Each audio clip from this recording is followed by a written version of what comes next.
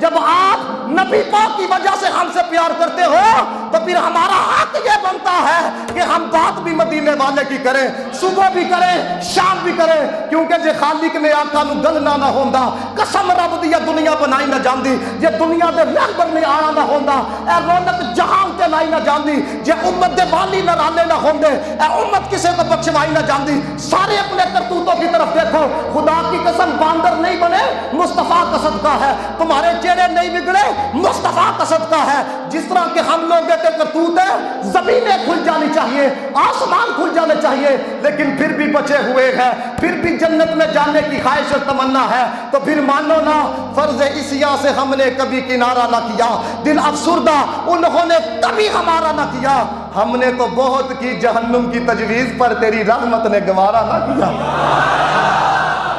ہم نے تو بہت کی جہنم کی تجویز۔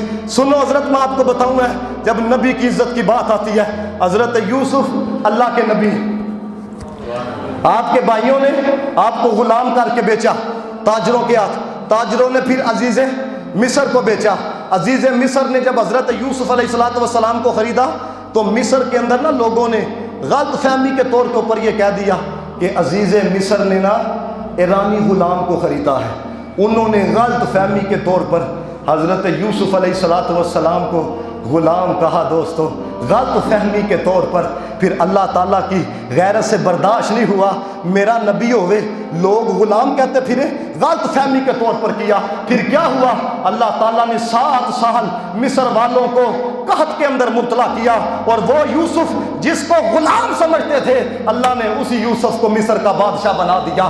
7 سال قحط کے اندر مبتلا جب کیا گیا، پہلا سال آیا، حضرت یوسف علیہ السلام نے فرمایا گھبرانے کی کوئی ضرورت نہیں ہے تم کو، تمہارے پاس جتنے درہم و دینار ہے سب لے کے آؤ، میں تمہیں گندم کا ذخیرہ دوں گا۔ لوگ درہم و دینار لے کے آئے، گندم ان کو دی گئی۔ دوسرا سال آیا، فرمایا تمہارے پاس جو سونا چاندی ہے سب لے کے آؤ، تم کو پھر گندم دی جائے گی۔ لوگ جناب سونا چاندی لے کے آئے، دوسرے سال جناب ان کو اس طرح گندم دی گئی۔ تیسرا سال آیا، حضرت یوسف علیہ السلام نے کہا تم لوگوں کے پاس جتنے ہیرے جواہرات ہیں لے کے آؤ، اس کے عوض میں گندم دی جائے گی۔ تیسرے سال یوں گندم دی گئی۔ چوتھا سال آیا، حضرت یوسف علیہ السلام نے کہا فرمایا تم لوگوں کے پاس جتنے جانور ہیں لے کے آؤ، اس کے عوض میں گندم دی جائے گی۔ چوتھا سال اس طرح گزرا۔ پانچواں سال آیا، فرمایا تم لوگوں کے پاس جتنے مکان جائیدادیں ہیں سب کی رجسٹری حکومت کے سپرد کرو، اس کے عوض میں گندم دی جائے گی۔ پانچواں سال اس طرح گزرا۔ چھواں سال آیا، کچھ بھی ان لوگوں کے پاس نہیں بچا۔ حضرت یوسف علیہ السلام نے کہا فرمایا بیوی اور بچے حکومت کے تابع کرو، سب حکومت کے مطیع ہوں گے، اس کے عوض میں گندم دی جائے گی۔ 6ویں سال اس طرح ان کو گندم دی گئی۔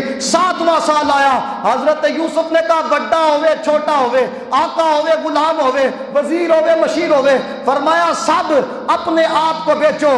اب سب بک رہے تھے، یوسف خرید رہے تھے، سب بکنے والے تھے، یوسف خریدنے والے تھے۔ سنو یوسف کی عزت کی بات آ جائے، جب تک پوری قوم کو غلام نہیں بنا دیا گیا اس وقت تک معافی نہیں ملی، نہ کہ یوسف کو بھی نبوت ملی ہے تو مدینے والے کی وجہ سے ملی ہے، ابراہیم کو بھی نبوت ملی ہے تو مدینے والے کی وجہ سے ملی ہے۔ جب تک سب غلام نہیں بن گئے اس وقت تک معافی نہیں ملی۔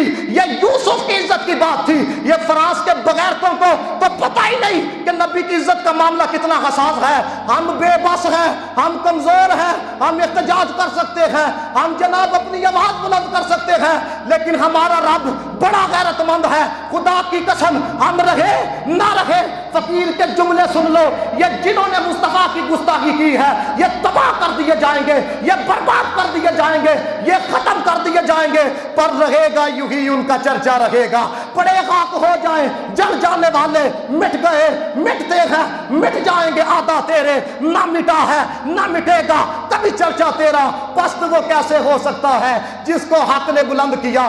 دونوں جہاں میں ان کا چرچا کل بھی تھا اور آج بھی ہے۔ ورفعنا، اللہ کا ذکر کا ہے سایہ تجھ پر، ذکر اونچا ہے تیرا، بول ہے بالا تیرا، فرش والے تیری شوکت کا لوگ کیا جانے، خسروا عرش پہ اڑتا ہے بڑیرا تیرا۔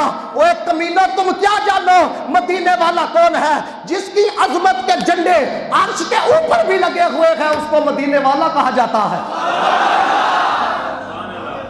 یہ کیا جانے، یہ تباہ کر دی